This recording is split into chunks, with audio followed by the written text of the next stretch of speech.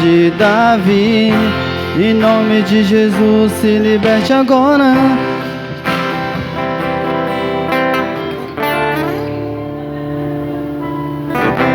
Se tudo está confuso em sua vida e você não tem mais forças para orar, faça como fizeram Paulo e Silas, que mesmo que custasse suas vidas, louvaram ao Senhor até o chão tremer. Se você louvar, as muralhas irão ao chão. Não importa a sua luta, o poder está em suas mãos. Você não é obra do acaso. Com sangue de Jesus você foi comprado. Você é descendência de Abraão.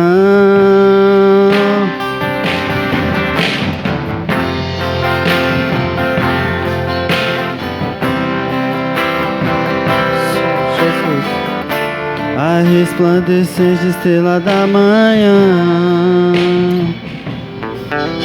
Glória a Deus. Irmãos, boa noite. Vamos se colocar de pé na presença do Senhor, amém? E eu creio que o Senhor está aqui nessa noite para abençoar a nossa vida. Hoje é o dia que nós buscamos pela nossa casa, pela nossa família. A palavra de Deus diz, né? Crê no Senhor Jesus, será salvo tu e a tua casa. Então creia que Ele está aqui nessa noite. Se você clamar, Ele vai te responder em nome de Jesus, amém? Coloca a tua mão sobre o teu coração, fecha teus olhos. Querido Deus e amado Pai, aqui, Senhor, nós nos colocamos diante da Tua presença nesta noite. Noite, meu Deus, que o Senhor preparou para que possamos estar aqui engrandecendo o Teu santo nome e também dizendo, Pai, o quanto nós precisamos do Senhor. Acreditamos que o Senhor está aqui neste lugar para falar conosco, para mudar a nossa história, porque Tu és aquele que faz muito mais daquilo que nós pensamos ou pedimos. E é como a Tua palavra diz, Senhor, céu e terra passa, mas as Tuas palavras não hão de passar. Cada uma delas há de se cumprir na nossa vida, porque o Senhor não muda. O Senhor continua sendo o mesmo Deus que salva a nação. Tu és aquele, meu Deus, que é o nosso Salvador. Assim como a Tua palavra diz que Tu és o nosso pastor, nada há de nos faltar. Mas para isso, Senhor, nós precisamos deleitar em Ti. Como o Senhor diz, deleita-te no Senhor e Ele concederá o desejo do teu coração. Ah, Espírito Santo, vem nesta noite, vem renovando as nossas forças, vem falando conosco, abre os olhos, tira todas as escamas para que possamos enxergar, para que possamos ver, meu Deus, a Tua grandeza, porque eu sei, Pai, que só em Ti que nós encontramos a força, o descanso para a nossa alma. E é por isso que nós estamos aqui nesta noite levantando o clamor, porque sabemos que o socorro vem de Ti. Tu és o nosso socorro bem presente nas angústias, adversidade. Como o Senhor diz que muitas são, meu Deus, as aflições do justo, mas o Senhor é aquele que livra de todas as aflições. Então vem nessa noite, vem mudando todo o nosso ser. Entra, meu Deus, lá no íntimo do nosso coração, porque a Tua palavra diz que o Senhor conhece até aquilo que está oculto dentro do nosso coração. Transforma todo o nosso ser, porque eu sei que o Senhor é mestre em transformação. Então, meu Deus, assim como o Senhor fez no passado, que o Senhor também faça hoje presente na nossa vida.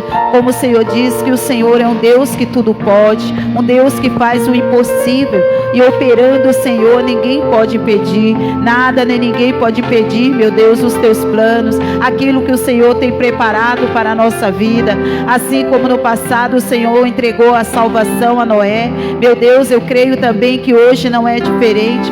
Basta nós dar crédito, ouvir a Tua voz, porque o Noé, ele só teve ali a salvação da vida dele, da família dele, porque ele creu na Tua palavra, ele acreditou, ele colocou a fé dele em ação, ele construiu aquela arca e foi para a salvação da sua casa, foi para a salvação da sua família. E aqui estão essas pessoas, Deus, diante da Tua presença, crendo que o Senhor também está aqui, Deus, para edificar a vida de cada um deles, para transformar, meu Deus, para mudar a história de cada uma dessas pessoas. Talvez, Deus, essa pessoa entrou aqui vazio, entrou aqui, meu Deus, destruído, mas eu sei que o Senhor quer colocar tudo no lugar, como no início, no começo de tudo. A tua palavra diz que a terra ela era sem forma, era vazia, mas o teu Espírito pairava ali sobre as águas, e ali o Senhor colocou tudo no seu lugar, e no final o Senhor viu que era bom. Assim eu creio também, ó Pai, que na nossa vida também não é diferente. Chegamos aqui, Deus, destruído, mas o Senhor vai colocando tudo no seu devido lugar, e aí podemos contemplar a tua glória, aí podemos ver, meu Deus, a tua grandeza através da nossa vida. Mas para isso, Senhor, nós precisamos da tua ajuda, precisamos da tua força. Pai, vem restaurando, restaura lares, restaura a nossa vida, para que possamos sair daqui glorificando o teu nome. Meu Deus, a tua palavra diz que a mulher sábia, ela santifica a casa, mas a tola derruba com as suas próprias mãos. Quantos de nós, meu Deus, muitas vezes somos tola, mas eu creio que nessa noite o Senhor está derramando da tua sabedoria. Assim, meu Pai, como o Senhor derramou a sabedoria sobre a vida de Salomão, que o Senhor também possa derramar da tua sabedoria sobre a nossa vida, e que possamos edificar a nossa casa, os nossos familiares, como a tua palavra diz: se nós não edificar a nossa casa na rocha, em vão trabalhamos. Não queremos, Pai, trabalhar em vão, queremos edificar a nossa casa, mas para isso precisamos da tua ajuda, precisamos, meu Deus, do teu socorro, precisamos da manifestação do teu poder sobre a nossa vida, em nome do Senhor Jesus. Por isso, nesta noite, receba, Deus, o nosso louvor, a nossa adoração, em nome do Senhor Jesus. Aleluias. Se tudo está confuso em sua vida, você não tem mais forças para orar, e você não tem mais forças para orar, faça como fizeram Paulo e Silas. Faça como fizeram Paulo e Silas, que mesmo que custasse mesmo sua que vida, custasse sua louvaram ao Senhor até o chão tremer. Se você louvar, as muralhas irão cair ao chão. As muralhas irão ao chão. Não importa a sua luta, não importa a sua luta, o poder estar em suas mãos. Você não é obra do acaso. Você não é obra do acaso. O sangue de Jesus você foi comprado. Você foi comprado. Você é descendência de Abraão. Oh, aleluia. Ele é o Deus que atende ao seu clamor. Ele é o Cordeiro Santo que ressuscitou, a resplandecente estrela da manhã, geração de Davi. Em nome de Jesus, se liberte agora. Receba do Senhor a sua vitória. A unção de vitória. Coloque sua fé em ação. Segure firme nas mãos do Senhor. Ele é o Deus que atende ao seu clamor. Ele é o Cordeiro Santo que ressuscitou, a resplandecente estrela da manhã, geração de Davi. Em nome de Jesus, se liberte agora. Receba do Senhor a unção de vitória. Coloque sua fé em ação. E segure firme nas mãos do Senhor. Oh, aleluias. Se você louvar, as muralhas irão ao chão. Não importa a sua luta, o poder está em suas mãos. Você não é obra do acaso. Você não é obra do acaso. O sangue de Jesus você foi comprado. Você é descendência de Abraão. Ele é o Deus que atende o seu clamor. Ele é o Deus que atende o seu clamor. Ele é o Cordeiro Santo que ressuscitou, a resplandecente estrela da manhã, geração de Davi. Em nome de Jesus, se liberte agora. Receba do Senhor a unção de vitória. Coloque sua fé em ação. E segure firme nas mãos do Senhor. Ele é o Deus que atende ao seu clamor. Ele é o Cordeiro Santo que ressuscitou, a resplandecente estrela da manhã, geração de Davi. Em nome de Jesus, se liberte agora. Receba do Senhor a unção de vitória. Coloque sua fé em ação e segure firme nas mãos do Senhor. Toda minha adoração quero te ofertar. A minha vida eu deposito em teu altar. A minha vida deposito em teu altar. Quero te dizer em oração. Eu quero te dizer em oração que vou sempre te louvar de todo o meu coração.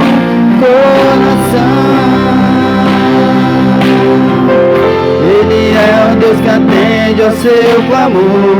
Ele é o Cordeiro Santo que ressuscitou, a resplandecente estrela da manhã, geração de Davi.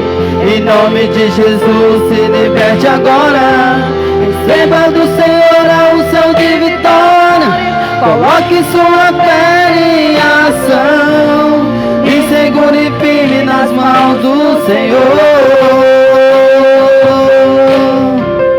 Ele é o Deus que atende ao seu clamor. Ele é o Cordeiro Santo que ressuscitou, a resplandecente estrela da manhã, geração de Davi. Em nome de Jesus, se liberte agora. Receba do Senhor a unção de vitória. Coloque sua fé em ação e segure firme nas mãos do Senhor. Oh, é verdade. Nós temos que segurar firme em suas mãos. Meu Deus, nós temos que aprender mais de Ti. E nessa noite, Pai, vamos ouvir a Tua voz. Fala conosco. Dá a direção, meu Deus, que nós precisamos para edificar a nossa casa, a nossa família. Assim, Deus, como o Senhor deu a direção a Noé, que o Senhor também nessa noite possa dar a direção e que nós possamos colocar a nossa fé em ação, porque quando nós colocamos a nossa fé em ação, podemos ver, meu Deus, milagre acontecer na nossa vida. Ensina, meu Pai, ensina este homem, ensina esta mulher a colocar a fé em ação.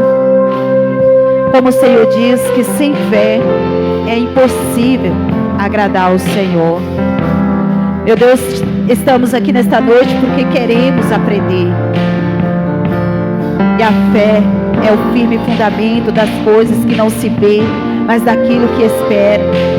E é através de ouvir a Tua palavra que nós adquirimos fé. Fala conosco, faça-nos entender, compreender a Tua palavra e sair daqui, meu Deus, com júbilo, com alegria, como no passado Zaqueu, ele tinha dentro do coração dele que ele queria somente ver o Senhor. E ali, meu Pai, ele não olhou para a multidão, ele enfrentou a multidão porque ele tinha um desejo, era somente de ver o Senhor. Mas ali, quando ele subiu aquela figueira, a Tua palavra diz que quando o Senhor Jesus passou ali embaixo daquela figueira, naquele momento ele olhou para cima e viu Zaqueu ali. E ali, meu Pai, ele disse a ele: desça, porque hoje eu vou pousar em tua casa. E houve um milagre. Ah, Deus, que nós também possamos adorar também como Paulo e Silas. Eles adoraram o Senhor mesmo dentro daquela prisão. Eles foram ali chicoteados, mas eles tinham um propósito. Eles sabiam quem eles servia. Eles serviam era o Senhor. Oh, aleluia. Ele é o Deus que atende ao seu clamor. Ele é o Cordeiro Santo que ressuscitou, a resplandecente estrela da manhã, geração de Davi. Em nome de Jesus, se liberte agora, receba do Senhor a unção de vitória, coloque sua pele em ação e segure firme nas mãos do Senhor. Pai, estamos na tua casa para glorificar e exaltar o teu nome. Hoje, quarta-feira, é dia de louvarmos e de lutarmos em favor da família. E isso tudo para a sua glória, para que o teu nome seja visto, para que todos saibam que operando o Senhor, quem impedirá. Que assim haja, meu Deus, esta obrigação, que haja esse compromisso dentro de cada um de nós, para poder fazer a sua vontade, para realizar a sua obra, para verdadeiramente ver o Senhor operar, fazer e ser aquilo pelo qual o Senhor tem falado. Isso em nome de Jesus, para a tua glória pedimos e por ela já agradecemos, em nome de Jesus e graças a Deus. Dê para ele uma linda e forte salva de palmas. Pois bem, pode sentar em nome do Senhor Jesus. Graças a Deus. Boa noite a todos. Muito bem, hoje quarta-feira, aquela nossa luta, nossa batalha em favor dos nossos familiares, orando, buscando a Deus em nome de Jesus, em favor da família, em favor daqueles a quem Deus colocou em nossas mãos como nossa responsabilidade. E eu costumo sempre bater na tecla que será salvo tu e tua casa. O tu é aquela pessoa quem Deus escolhe, de repente o único da família que se converte. O tu é aquele primeiro a se converter, que vai levar a palavra de salvação para os demais, e é ele que torna-se o alvo de Satanás, é ele que torna-se então uma pessoa muito, vamos dizer assim, visada pelo diabo, e nós precisamos ter esta realidade. Hoje eu vou falar um pouquinho diferente do que tenho falado do livro de Isaías 43, e eu vou falar aqui no livro de Mateus capítulo 13. Mateus capítulo 13 fala sobre a parábola do semeador. E nós vamos então dar a Deus aqui a oportunidade para poder nos abençoar.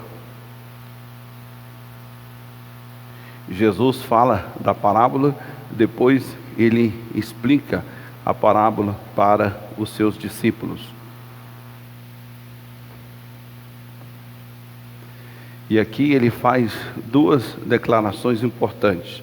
Ele começa dizendo no versículo 1 o seguinte, Mateus 13:1 diz: tendo Jesus saído de casa naquele dia, estava sentado junto ao mar, e ajuntou-se a ele grande gente ao pé dele, muita gente ao pé dele, de sorte que, entrando no barco, se assentou, e toda a multidão estava em pé na praia.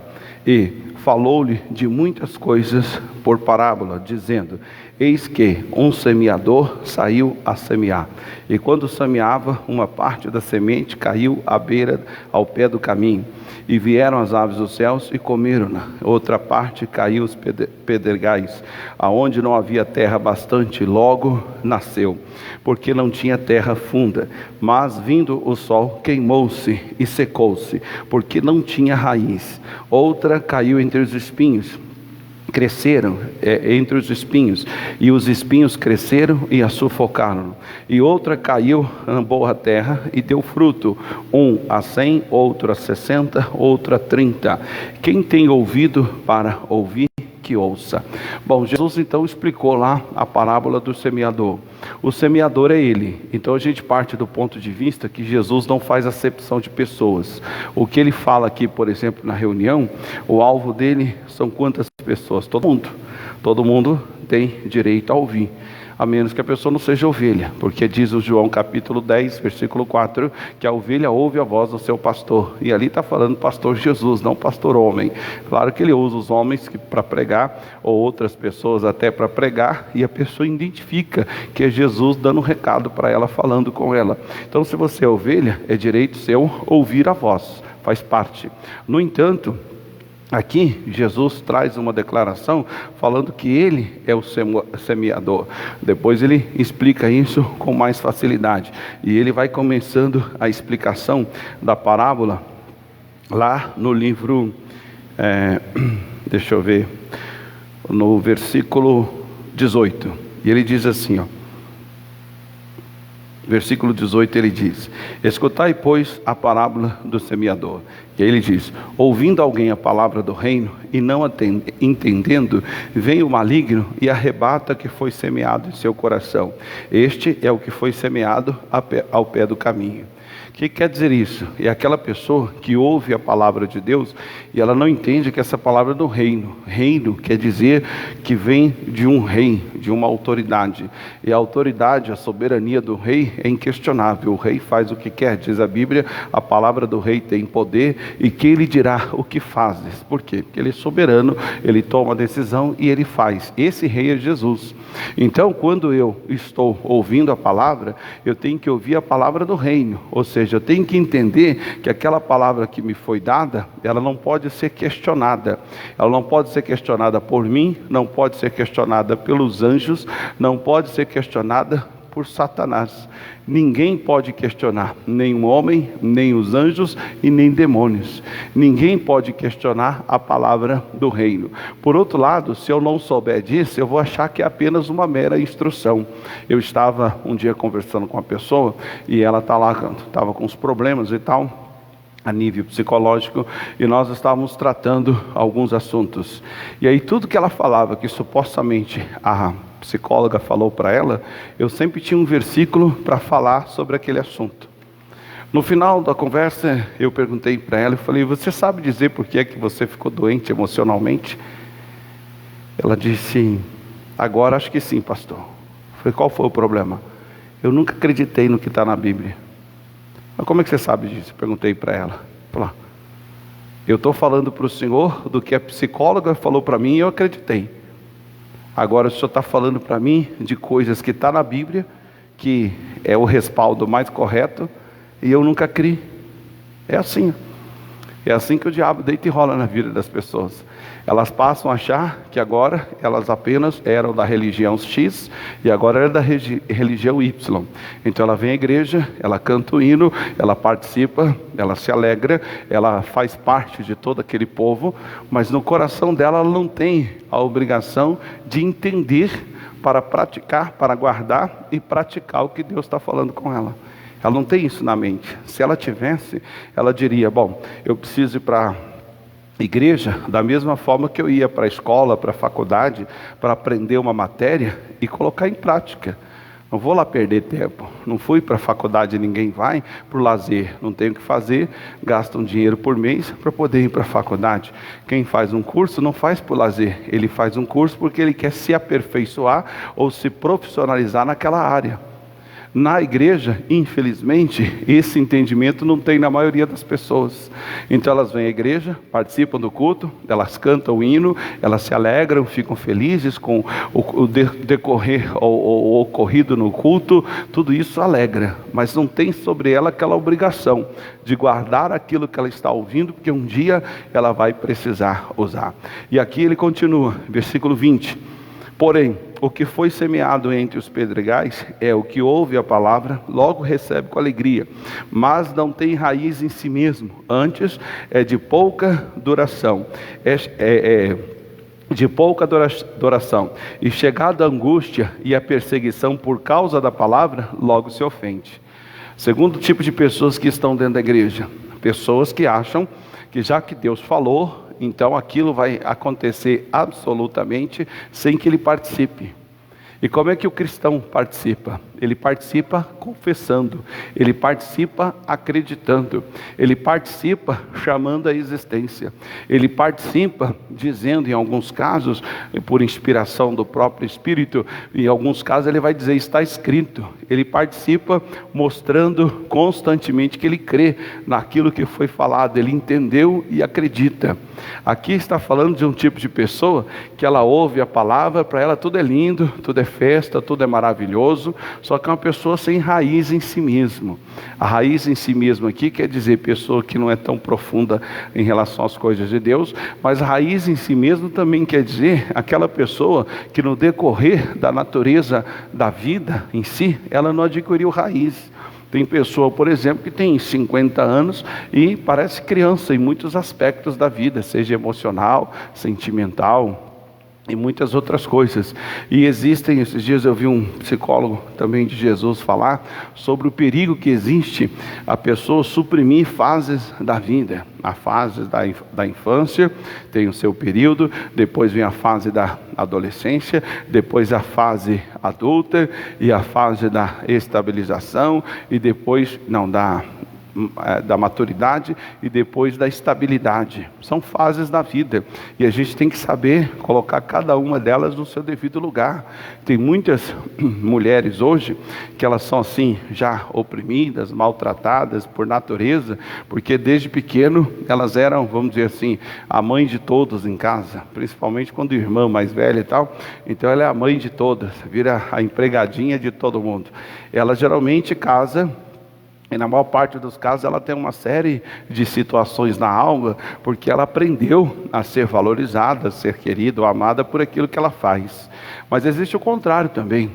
Existem aquelas que, como donas de casa, são terríveis. Eu já tive o desprazer de um amigo até pessoal, e conheci os dois na verdade, mais ele do que ela. Mas o camarada contava histórias a respeito dela e ninguém acreditava. Não é possível. Essa não é a pessoa que a gente conhece.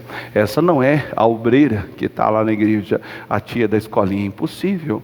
Mas aí, depois, mais tarde, infelizmente o casamento acabou não indo para frente.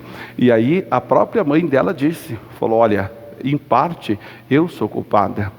Eu nunca exigi nada da minha filha, eu nunca coloquei nela compromisso, eu nunca exigi que ela fosse responsável, ainda que seja com as coisas mínimas da vida. Então, a própria mãe reconheceu que faltou ali diligência para poder ensinar o básico, o beabá da história. Assim, tem pessoas que não têm raiz em si mesmo, ela não tem personalidade, ela não tem postura, alguns dizem até não tem caráter. Não concordo com isso, mas é o que alguns estudiosos falam. A pessoa ela não tem percepção, porque muitas são as coisas em que a gente faz na vida, e não por nós, a gente faz por Deus, faz pelos outros, faz porque o prejuízo vai ser menor. Então quem sabe fazer isso é uma pessoa responsável, uma pessoa que sabe onde pisa, sabe o que é.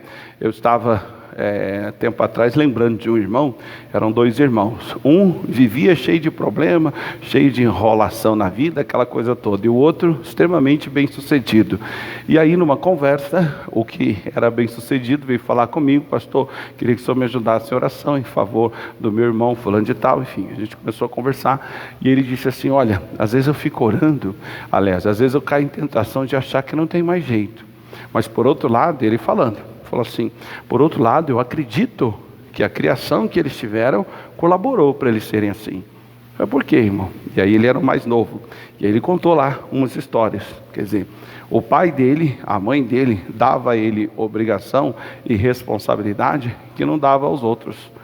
E aí então os outros acharam que a vida é assim, me pôs no mundo, me sustentem, me aguente e por aí afora. E ele não, ele desde pequeno foi doutrinado o quanto custa as coisas, o quanto vale cada centavo do dinheiro e por aí afora. Quer dizer, um aprendeu, tem raiz, sabe? O outro vivia desempregado e tal, porque xingava o patrão, porque achava que tinha lá seus direitos e tal e tal. Então essa é a regra, é para todo mundo. E aí ele continua, que depois no final do versículo 21 ele diz, é de pouca duração, porque chegada a angústia e a perseguição por causa da palavra, logo se ofende. Não quer dizer que Deus falou contigo, já que Deus te deu a promessa, então agora você vai viver um tempo de bonança. Não, ao contrário, você vai ter que passar no teste. Vai vir a perseguição, vai vir a angústia por causa daquela palavra. O Satanás percebeu que você acreditou, e todos eles então se armam para poder tentar impedir você de continuar crendo naquilo, porque se você continuar crendo, acabou a chance dele usar você ou machucar você. Então ele faz de tudo para que você não creia, mas ele só tem sucesso quando a pessoa não tem raiz em si mesmo. E aí ele continua, versículo 22, e o que foi semeado entre os espinhos é o que ouve a palavra, mas os cuidados deste mundo e a sedução das riquezas sufocam a palavra. Tem muito cristão que não vai à frente porque os cuidados do mundo impedem. Ah, mas é porque eu tenho que trabalhar, é porque eu tenho isso, e todos nós temos. Cada um tem a sua missão aqui na terra. O próprio Deus a declara lá no livro de Gênesis: comerá do fruto do suor do teu rosto. Então faz parte. Porém, uma coisa não pode estar ligada à outra. Uma coisa não pode estar fazendo parte da outra. São coisas completamente diferentes. A grande verdade, irmão, é que nos dias de hoje, inclusive eu estava esses dias falando com 2 pastores e também uma pessoa a respeito desse assunto. Eu não me lembro, eu sei que foi 3 ou 4 pessoas que eu falei a mesma coisa. Hoje em dia, irmão, a tentação que nós pastores enfrentamos na igreja no modo geral é que assim, quando começou alguns tempos lá atrás, Deus era o centro de tudo, teocracia, Deus é o centro de tudo. Mas hoje mudou, hoje o centro de tudo tem sido o homem. Então tem igrejas, por exemplo, que muitas das vezes, atualmente falando, que ela nem se importa mais propriamente em mostrar para a pessoa quem é Deus, a grandeza de Deus, a força de Deus, o amor de Deus, a misericórdia, a justiça, o poder dele. Ele traz a pessoa na igreja, faz aquele showzinho, pá, a pessoa se emociona, chora e tal, e nossa, que coisa, né? E tem uma série de hormônios que faz esse papel, e a pessoa sai e nada muda, nada ocorre de diferente. Isso quer dizer o quê? Ela teve um envolvimento emocional e não espiritual. O espiritual é igual Jacó, entra Jacó e sai Israel. O dia que você consegue alcançar Deus pelo Espírito, você literalmente muda assim da água para o vinho. Esta é a regra principal que nós precisamos ter. E aí ele conclui, ele diz assim: mas o que foi semeado em boa terra é o que ouve, compreende a palavra e dá fruto. Um produz 100, outro 60 e outro 30. Lá no livro de Lucas, ele faz um acrescento, ele diz assim, a palavra que é semeada na terra boa, aí ele diz assim: esse dará frutos com perseguição. Está aí. Então como é que eu sei que a pessoa tem uma terra boa? É aquela pessoa que ela suporta o bem e o mal, ela evita o mal e pratica o bem. Capítulo 13, você está aí, aliás, capítulo 12, é o anterior, eu fiz contrário aqui. Mateus 12, o capítulo, o versículo é o 33.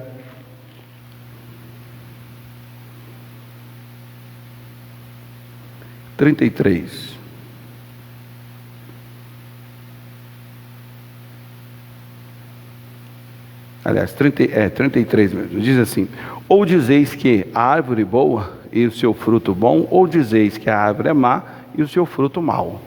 Porque pelo fruto se conhece a árvore.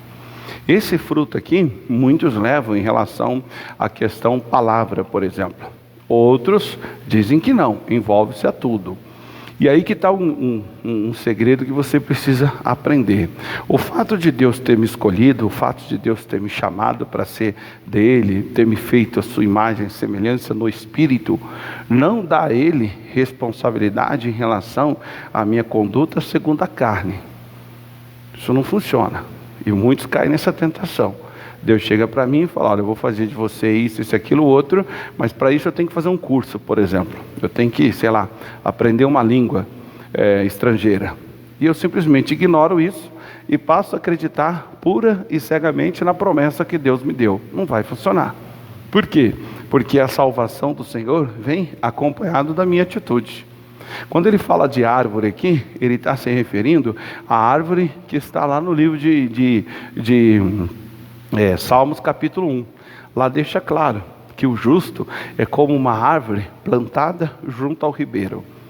Esse justo, segundo diz a Bíblia, a sua folha não cai. Essa árvore, a folha não cai, ela não cai. Ela é aquele tipo de árvore que tem a folha constantemente, está ali. Porém diz lá que essa pessoa, ela prospera em tudo que ela vier fazer, mas ela dá o fruto na estação própria. Então a árvore boa aqui também refere-se àquela pessoa que sabe que existe tempo para todas as coisas. Você já pensou? O homem chamado Isaac, ele orou 20 anos para que a sua esposa Rebeca desse à luz. Ele não desistiu. Ele acreditou que ele era a sequência da semente do pai dele, e acreditou, mais até do que o pai dele, que ele não precisava ter uma outra mulher para poder dar sequência à obra de Deus. Era aquela ali. Deus ia abrir o ventre daquela ali. E ele acreditou de tal forma que ele foi paciente 20 anos para que ela pudesse dar à luz. 20 anos são 240 meses. Se você colocar em meses, são 240 meses. Se você colocar em anos, é muito fácil. Cada ano 365 em média, né? Tem os 66, mas deixa para lá. Vamos falar do 365. Vezes 10 são 3.650. Vezes 20 no caso, seria 7.300 orações. Quantas orações você já foi capaz de fazer por um propósito que Deus falou no seu coração? 7.300 orações, por assim dizer. Vamos tirar a última aqui, né? Vamos dizer assim, quando ele soube que ela engravidou, então creio que ele não orava mais para isso, só orava para Deus, de repente, dar um bom parto, né? Para poder dar tudo certo, nascer filhos saudáveis e tal. Mas ele orou, no mínimo, 7.349 vezes. Quantas vezes você já foi capaz de orar por um propósito, alguma coisa que Deus falou no seu coração?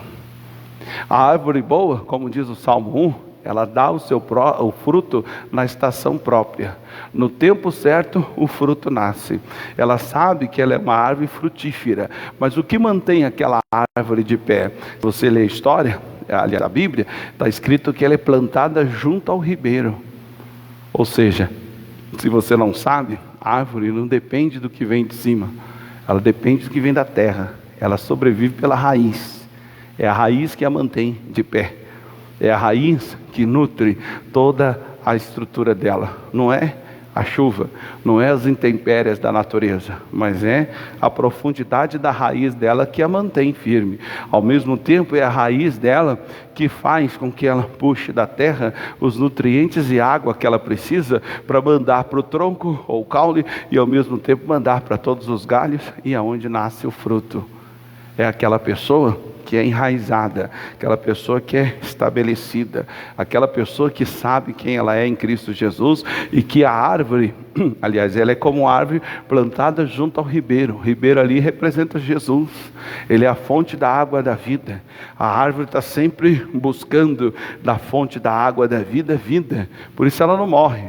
Por isso ela não murcha, por isso ela não perde as suas folhas, não cai, as folhas estão sempre verdes. E representando hoje o cristão, é o camarada que não desanima diante de uma batalha. Ele não desanima diante de um desafio. Ele não desanima diante de uma perseguição, diante de uma angústia, diante de uma mentira, de uma calúnia e por aí afora. Ele é constante, ele é firme. Essa é a árvore boa. E aí ele conclui e dá outro recado. Ele diz assim, versículo 34: raça de víboras, como podeis vós dizer coisas boas, sendo maus? Pois o que há em abundância do coração, isso fala a boca. Então veja, essa força do que falamos vem do que acreditamos no coração. Versículo 35: o homem bom tira coisas boas do seu bom tesouro. Essas coisas assim que você tem que ler e perceber. Fala, peraí, Jesus, olhando aqui para esse lado, deixa eu ver se eu sou um homem bom ou um homem mau. Homem aqui é genérico, né? Situação de ser humano, então seja homem ou mulher. O homem bom tira do seu bom tesouro. Ou seja, um homem bom, uma árvore boa não dá frutos maus. Um homem bom não guarda coisas más. Ele não pratica coisas más. Ele não guarda mágoas, ressentimentos. Ele não se abate, ele não guarda inclusive perigo que ele passou um dia, a tal ponto que ele diz, eu nunca mais passo aqui de novo, se acontecer de novo. Homem bom, isso aí. Tempo atrás alguém me contou de um parente que morou no Rio um tempo e sofreu um assalto, tomou um tiro inclusive. E aí, né, como alguém já disse, pela Jesuscidência, né, porque não existe coincidência, existe Jesuscidência. A empresa do camarada foi para o Rio. Ele foi promovido, recebeu lá uma grande oportunidade, e quando chegou para a esposa dele, olha, a empresa propôs isso e aquilo outro, nós vamos ganhar tanto, vai acontecer assim assado, para os nossos filhos vai ser assim, assim assado. Eu só não dei o ok para o meu patrão, porque é lá no Rio de Janeiro. Ela virou para ele e disse: qual o problema? O que tem a ver, pastor? Foi ela que tomou o tiro lá. Foi ela que tomou um tiro lá, um tiro de fuzil ainda. Isso é assim que você define homem bom ou homem mau. Se ela fosse uma mulher má, ou voltada para maldade, que seja do mundo, maldade das pessoas, maldade de Satanás, ela dizia: Deus me livre, vamos morrer de fome aqui nesse barraquinho, vamos comer papel, se necessário for, capim lá no fundo do quintal, mas para lá não volto nunca. Aquela terra desgraçada, aquele lugar ruim, um bando de ladrão, coisa errada, de jeito nenhum. Ela simplesmente virou para ele e falou: qual o problema? Não, porque eu fiquei meio assim, porque daquela ocasião. Eu falei: não, Deus nos livrou, está tudo certo, Deus é por nós, quem será contra? É assim, ó. É assim que você prova quem você é. É na hora das ofensas, na hora das dificuldades, na hora das batalhas. Se você for árvore boa, se a semente que Jesus plantou caiu num coração bom, a perseguição não vai te fazer escandalizar. A angústia por causa daquela palavra não vai te mudar. As riquezas não vão chamar a sua atenção. Os cuidados da vida, que aí envolve trabalhos, etc. e tal, não vão impedir você de crer em Deus e servir a Deus. E além do que, você vai entender tudo que Deus te fala, você entende. Certamente, no caso dessa cidadã aí, que também é cristã, ela entendeu, aconteceu, sabe Deus por quê, mas graças a Deus que Deus me livrou. A bala transfixou, acho que na panturrilha, não sei, não me lembro bem. E ela então não teve mal nenhum maior. Mas o bacana de ver essa história é a reação que ela teve quando foi proposto para voltar para o Rio de Janeiro. Muitos diriam: o quê? Nem pensar, você está louco, eu separo de você, mas para lá não vou nunca mais. Pois é aquele que vê o lado mal da coisa. Talvez ela tivesse tido grandes realizações no Rio de Janeiro, mas aí fica só o assalto, só o fato ruim. E esse fato ruim impede que ela possa viver outras grandes coisas que Deus tem para ela. É isso que o diabo precisa ver em mim e em você. Ver no sentido de continuidade. É o tesouro bom. É aquela pessoa que passa por qualquer situação que seja e ela tira o lado bom. Ela sabe uma maneira de ver o lado bom, o lado benéfico, o lado benigno. E isso acontece quando? Quando ela crê no livro de Romanos capítulo 8, versículo 28, de fato. Eu lembro pessoas que falaram para mim: pastor, esse versículo é um tropeço na minha vida. Não que eu não acredite dele, mas eu tenho dificuldade de crer, porque lá diz: todas as coisas contribuem juntamente para o bem daqueles que amam a Deus e que são chamados segundo o seu decreto. Amar a Deus, Jesus diz que é o que guarda a palavra. O camarada guardou a palavra, e porque ele guardou a palavra, veio a perseguição, veio a angústia. Não muda em nada ele. Aí vem os cuidados da terra, vem a fascinação das riquezas. Ele não muda em nada. Vem o Satanás tentando lhe causar confusão para tirar do coração dele a palavra que Deus lhe deu. Ele também não dá crédito. Mas por quê? Porque ele é uma árvore boa. Ele só produz frutos bons. Tudo que ele consegue produzir é frutos bons. E os bons aí, questão espiritual. E aí ele conclui dizendo assim, ó, versículo 35, né? O homem bom tira coisas boas do seu bom tesouro, e o homem mau do seu mau tesouro tira coisas más. Mas eu vos digo que toda palavra ociosa que os homens vos disserem, hão de dar conta no dia do juízo. Porque por tuas palavras será justificado, e por tuas palavras será condenado.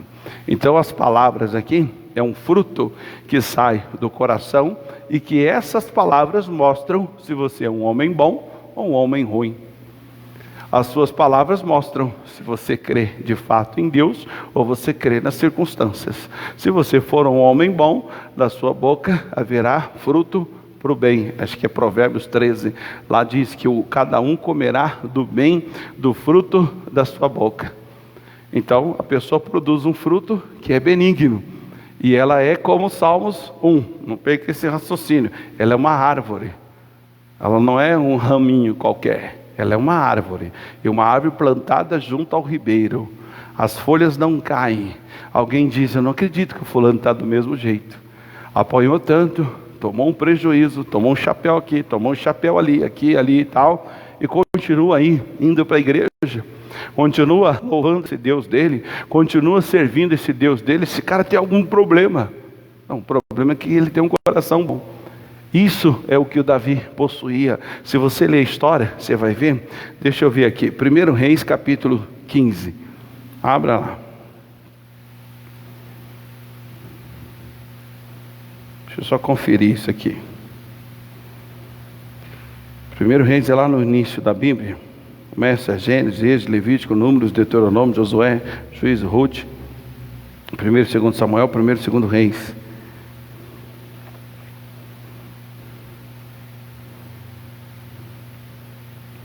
É isso mesmo, 1 Reis capítulo 15, versículo 5. Olha o que diz aqui. O Davi é um homem considerado segundo o coração de Deus. Não quer dizer que ele seja um homem bom no sentido natureza, porque o próprio Jesus diz, bom só é Deus. Mas esse bom aqui que eu estou pregando para você, é ser perfeito na prática do que Deus quer que você faça. É o mesmo que falar sobre uma pessoa, o fulano de tal é muito boa na cozinha. Ela é uma exímia cozinheira. Se entende o quê? Que tudo que ela faz fica muito saboroso, fica muito bom, ela é perfeita. Ela é um ser humano, ela pode até ter lá alguns desvios morais, ela pode fazer um monte de porcaria, pode fumar, beber, pode até servir o Satanás, pode ser o que for. Mas na cozinha ela é muito boa. Alguém diz, o fulano de tal é um bom mecânico. Isso não quer dizer que ele seja um bom ser humano. Ele pode ser ruim, como gente ele é ruim que dói. Mas na prática da mecânica ele é bom. O outro é um bom músico, o outro é um bom pintor, um bom pedreiro. Não está falando da natureza humana dele. Como humano ele é mau, ele é ruim como qualquer outro. Mas no que faz ele é bom. Então o bom lá é aquele que sabe separar as coisas, que absorve a palavra e pratica o que é bom. Ele produz só o que é bom. Essa é a regra. Aqui no capítulo 15, versículo 5 diz assim: portanto, tinha Davi feito o que era reto aos olhos do Senhor, e não se tinha desviado de tudo que lhe ordenara em todos os dias da sua vida, senão só no caso de Urias o Eteu. Repare que aqui fala que o único pecado de Davi foi no caso do Eteu, e que Deus também perdoou, mas aqui deixa claro que foi um erro. Não fala, por exemplo, de Betsaba. Mas por quê? Porque quando ele confessou o pecado, o marido dela já tinha morrido, ele assumiu ela como sua esposa, e Deus pôs a mão de tal maneira que o filho que continuou a semente do Davi foi o Salomão, que era filho dela. Mas o Davi tinha outras mulheres.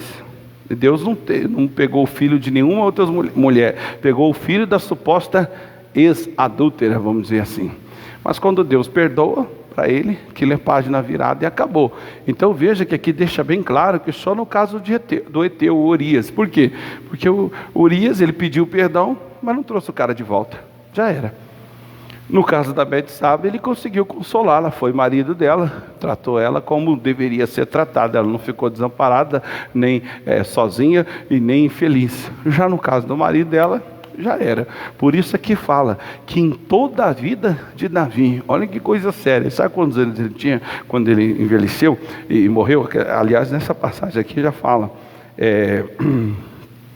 Tem uma passagem que fala exatamente, não sei se essa aqui não vou aprofundar não. Mas enfim, o Davi, ele reinou até os 80 anos de idade. Então ele tinha 80 anos de idade, e aqui chega a dizer que ele não cometeu nenhum erro na vida dele, em toda a vida, 80 anos, a não ser no caso do Eteu, do Urias Eteu. Ele não errou. Agora veja, se ele pôde, eu posso. Agora lê a história, você vai ver que Davi era sanguinário, que o Davi matava a torta direita, que o Davi tinha as outras coisas lá, porém, a maneira que ele pensava de Deus, a maneira que ele falava de Deus, o quanto ele louvava a Deus e dava a Deus a sua devida honra, mostrava que ele era um homem de coração bom em relação a Deus. Ele, em várias passagens de Salmos, fala que ele fazia desabafo em relação à luta que ele enfrentou na mão de Saul. Mas em momento algum ele murmura contra Deus. Por que, Deus? Que eu fiz com esse camarada? Eu nem pedi para ser rei de Israel, foi o Senhor que me escolheu lá, foi o Senhor que me ungiu. Aí depois disso vem esse cara me perturbar, não tem nada a ver com isso, eu nem pedi para nascer, eu não pedi para ser rei de Israel. Olha aí aonde o Senhor foi me colocar, olha quanta batalha. Ele não fala isso, ele ora do sentido: Deus, eu estou como uma coruja do deserto, eu estou como uma corça que anseia pelas águas. Mas tem salmo dele que ele diz: Senhor, a minha alma anela a sua presença e tal, e ele vai falando: a minha carne tem sede de ti. Então deixa claro que ele tinha essa disposição de ver a bondade de Deus, o quanto Deus era bom, o quanto Deus é perfeito em tudo. Esse é um homem bom. Então você tem que aprender a olhar a bondade de Deus, não a maldade dos homens, a sua ou de quem quer que seja, mas a bondade de Deus. Ele é bom em todo o tempo. Salmo 106, para a gente finalizar, para você ter a consciência se você é um homem bom ou um homem mau. Ou seja, você crê nas bondades. Se você é um homem bom, você vai crer na bondade de Deus. Se você é um homem mau, vai crer na maldade dos homens, de Satanás e por aí afora. Ele diz aí, versículo 1, Salmo 106, versículo 1: louvai o Senhor, porque Ele é bom, porque a sua benignidade é para sempre. Quem pode referir as obras poderosas do Senhor? Quem anunciará os seus louvores? Aí ele diz quem é essa pessoa: bem-aventurado, ou seja, aqueles que vão anunciar, que vão ver as obras poderosas do Senhor, são aqueles que observam o direito e que praticam a justiça de vez em quando, não é isso? Quando? Sempre. É isso aí. O Davi tinha essa disposição, e vários outros homens da Bíblia, entre os quais o Novo Testamento, Paulo é o que mostra isso claramente. Você não vê Paulo fazer nenhum tipo de desabafo em relação a Deus. Ele um dia faz lá um comentário de que ele foi açoitado, tomou lá 5 quarentenas de açoite menos um, que ele ficou em prisão, que ele serviu a Deus em jejum, em perseguição, que ele enfrentou bestas feras e tal, mas ele estava falando aquilo em relação aos outros, mostrando para as outras pessoas o quanto ele tinha ralado e o quanto ele tinha passado de dificuldade na vida. Mas ele não estava murmurando em relação a Deus: oh Deus, apanhei tantas vezes, fui preso tantas, me lasquei, quase morri no naufrágio lá 2 vezes, tal coisa. Não, isso não. Para Deus ele não referia-se a essas coisas. Ele só falava do nível de sofrimento que ele enfrentou. Porém, no fim da carreira dele, ele fala com toda maestria: combati o bom combate, acabei a carreira e guardei a fé. A grande tragédia do ser humano é ele perder a fé no meio do caminho. É ele perder esse espírito de fé. Fé no quê? Fé na bondade de Deus, fé em Deus, fé no poder de Deus, fé na misericórdia de Deus, na compaixão. Alguém já disse: fé nos atributos de Deus. Você perdeu, você já está olhando para a maldade do homem, está olhando para o problema, está olhando para as dificuldades. Então nesse lado, nesse momento, você está sendo mau. Por isso só produz frutos maus. O homem bom produz frutos bons. E quem é o homem bom? Aquele que guarda no seu tesouro coisas boas. Ele guarda a palavra, ele guarda a revelação, e assim Deus vai operando.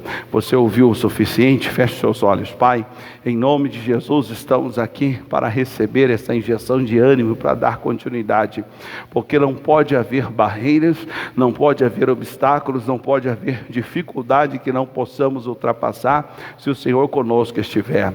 Porque, meu Deus, a tua palavra diz que o Senhor não cochila, não dormita, não vacila.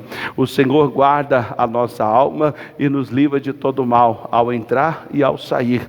Também diz a sua palavra E se o Senhor por nós estivesse, aqueles que esperam no Senhor renovarão as suas forças, e eles voarão com asas de águia, como águia. Eles não se fadigarão e nem cansarão, porque o Senhor não fadiga, o Senhor não cansa.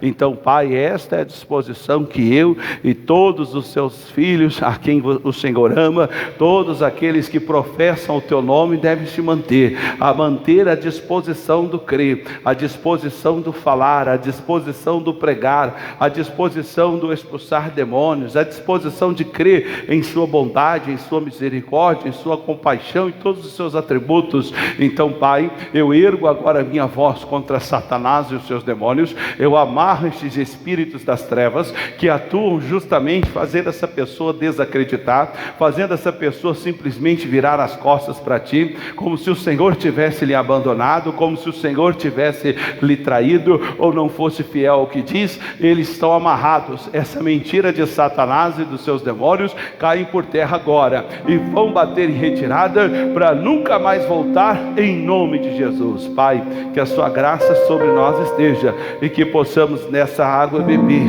da sua presença, da sua graça, da sua essência, em nome de Jesus, e digam graças a Deus. Pois bem, então você da igreja aqui creia nisso, você de casa também creia. Se eu já aproveitar e falar, domingo se aproxima, Santa Ceia do Senhor. Domingo agora 10 de outubro, a nossa 10ª Santa Ceia do mês, do ano aliás, e você não pode ficar de fora. Se você continua sendo fiel na sua fidelidade a Deus com o seu dízimo e sua oferta, está aqui aquele nosso envelope de dízimo, atrás tem as contas da igreja.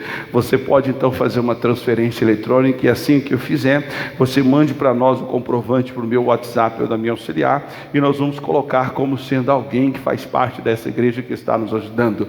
E tendo condições, você que sempre traz uma oferta especial na Santa Ceia do Senhor, esteja conosco e traga a sua oferta também de amor e carinho para manter a obra do Senhor, e você vai estar ajudando a Deus a manter a porta da igreja aberta e ao mesmo tempo divulgando o amor e a misericórdia dele. Consequentemente, você será também atingido pelo amor de Deus, e a graça dele estará sobre a sua vida. Então fica aí o recado, a gente vai se falando ainda antes desse dia, mas que você já marque na sua agenda, domingo às 8 e às 18 horas, a nossa grande Santa Ceia, em nome do Senhor Jesus. Lembrando também que estamos nos preparando para o dia 31, a nossa grande festa do nosso aniversário aqui, e você não pode ficar de fora. Vamos falar mais no tempo oportuno.